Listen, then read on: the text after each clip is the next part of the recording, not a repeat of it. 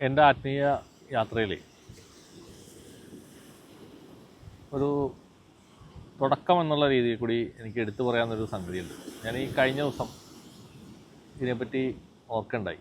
അപ്പോൾ ഞാനത് നമ്മളുടെ ചാനൽ കാണുന്ന എല്ലാവർക്കും വേണ്ടിയിട്ട് വെളിപ്പെടുത്തണമെന്ന് ആഗ്രഹിച്ചു. കാരണം അത് ഞാൻ മറന്നിരുന്നൊരു കാര്യമാണ്.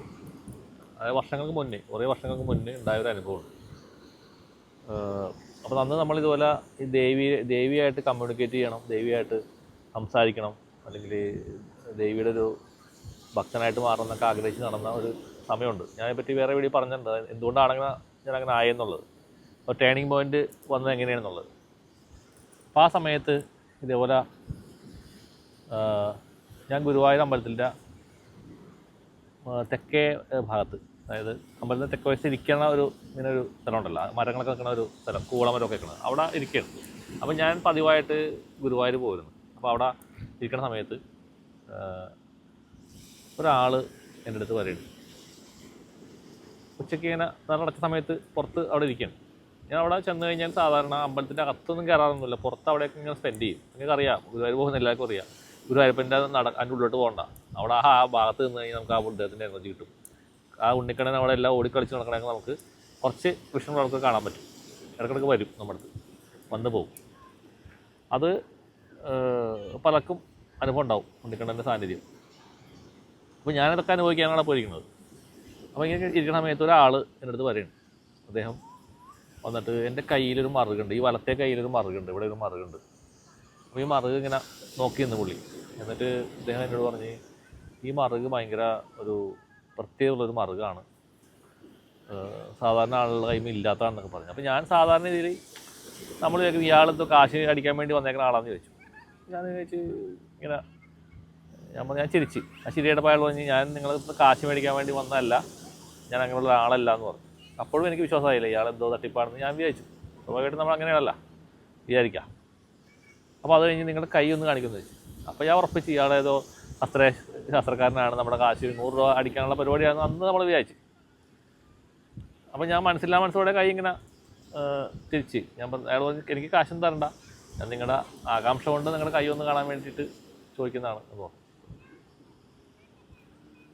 അങ്ങനെ കൈ കാണിച്ചു കൊടുത്തു. അപ്പോൾ അയാളൊന്നുകൂടി ഉറപ്പിച്ചു, അയാളൊന്നുകൂടി ചിരിച്ചു. തോന്നി നിങ്ങൾക്ക് ഒരുപാട് സിദ്ധികളൊക്കെ വരും ഭാവിയിൽ, ഒരുപാട് കഴിവുകളും ഒക്കെ ദൈവാനുഗ്രഹം ഉണ്ടാവും, അങ്ങനത്തെ ഒരാളാണ് എന്നൊക്കെ എന്നോട് കുറേ കാര്യങ്ങൾ ഇങ്ങനെ പറഞ്ഞ്. ഞാൻ അതിൽ പറയുന്നില്ല മുഴുവനായിട്ട്. അപ്പോഴും ഞാൻ ചിരിച്ചു. ഞാൻ പറഞ്ഞേ, നമ്മളൊക്കെ എത്ര കേട്ടേക്കണം എന്നുള്ള മട്ടിൽ ഞാൻ ചിരിച്ചു.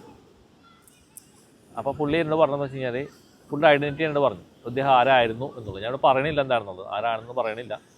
അദ്ദേഹം വലിയ പ്രശസ്തനായിട്ടുള്ള ഒരാളുടെ കൂടെ ഉണ്ടായിരുന്ന ഒരാളാണ് എന്ന് വെച്ചാൽ. പിന്നെ അദ്ദേഹം അവിടെ ഉണ്ടായിരുന്ന എന്തൊക്കെയോ വിഷയം കൊണ്ട് നിന്ന് തെറ്റിപ്പിരിഞ്ഞ് പോകുന്ന ഒരാളാണ്.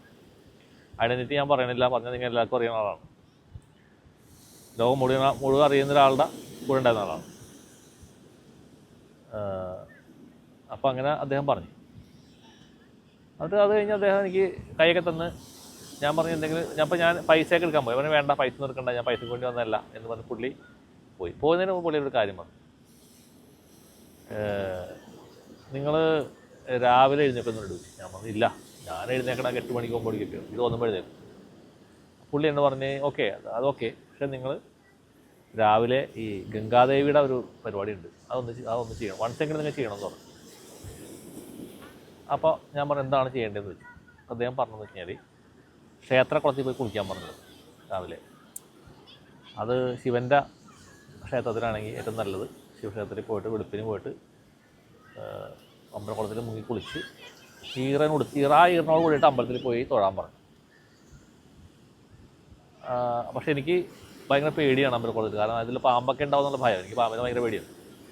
പിന്നെ മത്സ്യങ്ങളൊക്കെ ഉണ്ടാവുമല്ലോ, മത്സ്യം വന്ന് നമ്മളെ കൊത്തുമല്ല, എനിക്കതൊക്കെ ഭയങ്കര ഇറിറ്റേഷൻ ഉണ്ടാക്കുന്ന കാര്യങ്ങളാണ്. ഞാൻ മനസ്സിലോടെ ഇയാൾ പറഞ്ഞല്ലേ. അപ്പോൾ എനിക്കാണെങ്കിൽ അടുത്ത ആഗ്രഹത്തിലിരിക്കുകയാണ് ദേവിയായിട്ട് സംസാരിക്കാനായിട്ട്. ഞാൻ വിചാരിച്ചു എന്തെങ്കിലും പോട്ടെ, സാഹസം ചെയ്തേക്കാന്ന് വെച്ചിട്ട് ഞാനങ്ങനെ പറവൂര് പെരുവാര ക്ഷേത്രം കാണുന്ന പറവൂക്കാരെ ആൾക്കൊക്കെ അറിയാം, പെരുവാരത്തപ്പൻ വളരെ പവർഫുള്ളാണ്. അവിടെയാണ് ഞാൻ സ്ഥിരമായിട്ട് പോകുന്നൊരു അമ്പലമാണ്. അങ്ങനെ അവിടെ ഞാൻ വെളുപ്പിന് പോയി ഇതേപോലെ. അപ്പോൾ അവിടെ നല്ല ഇരുട്ടാണ് സമയത്ത്, നേരം വെളുക്കുന്ന സമയത്ത് ഇരുട്ടാണല്ലോ. അവിടെ പോയിട്ട് ഇതുപോലെ അമ്പലക്കുളത്തിൽ ഇറങ്ങി മുങ്ങി, ഒറ്റ മുങ്ങിയേ മുങ്ങിയുള്ളൂ കേട്ടോ. എനിക്ക് പേടിയുണ്ടായിരുന്നു, എന്താ പാമ്പൊക്കെ ഉണ്ടാവുന്നുള്ള ഭയം കൊണ്ട് ഞാൻ ഒരു മുങ്ങലേ മുങ്ങിയുള്ളൂ. മുങ്ങിയൊരു കണക്കിന് കയറി അങ്ങനെ അമ്പലത്തിൽ ചെന്ന്, അമ്പലത്തിൽ ആരും ഇല്ല, ഒരു മനുഷ്യ കുഞ്ഞില്ല അവിടെ കൊണ്ട് പോയി. അത് കയറി തൊഴുത് കുറച്ച് നേരമൊക്കെ ഇരുന്ന് അങ്ങനെ പോന്നു. ആക്ച്വലി അതിന് ശേഷം ഞാൻ ഈ മെഡിറ്റേഷൻ പരിപാടികളൊക്കെ സ്ട്രോങ് ആയിട്ട് തുടങ്ങിയത് അതിന് ശേഷമാണ്. അതുപോലെ തന്നെ ഒരു കാര്യം കൂടി ഞാൻ ചെയ്തു. ഈ എൻ്റെ വീട്ടിൽ കിണറുണ്ട്. അപ്പോൾ കിണറിലെ വെള്ളം നമ്മൾ മോട്ടർ വെച്ച് അടിച്ച് വീട്ടിലേക്ക് ഉപയോഗിക്കുന്ന ഒരു രീതി മാത്രമേ ഉള്ളൂ. കുടിക്കാനൊന്നും ഉപയോഗിക്കണമല്ലോ, കുടിക്കുന്ന ആലുവയിൽ നിന്ന് വരുന്ന വാട്ടർ കണക്ഷനാണ് ഉപയോഗിക്കുന്നത്. അപ്പോൾ ഈ വെള്ളം ഇത് മൂടിയിട്ടേക്കാണ്, കിണറിങ്ങനെ മൂടിയിട്ടേക്കാണ്. ഒരു ഞാൻ തൊട്ടിയൊക്കെ വാങ്ങിക്കൊണ്ട് വന്നിട്ട് രാവിലെ വെളുപ്പിന് ഒരു ഈ പറഞ്ഞ സമയത്ത് രാവിലെ അത് വെളുപ്പിന് സമയം എനിക്ക് ഓർമ്മയില്ല, 4 മണിക്കായിരുന്നു തോന്നുന്നു. ഇതേപോലെ തൊട്ടി വെള്ളത്തിൽ മുക്കി, അപ്പോൾ ഗംഗാദേവിനെ ഉണർത്തണം എന്നാണ് പറയണത്. ഇതേപോലെ ഒരു പ്രാവശ്യം തലയിൽ കൂടി വെള്ളം ഒഴിച്ച് ഞാൻ കുളിച്ചു. കുളി കഴിഞ്ഞ് വന്നിരുന്ന് മെഡിറ്റേഷൻ ചെയ്തു. അപ്പോൾ കുറേ കാര്യങ്ങൾ, കുറേ വിഷൻസ് എനിക്ക് കയറുക.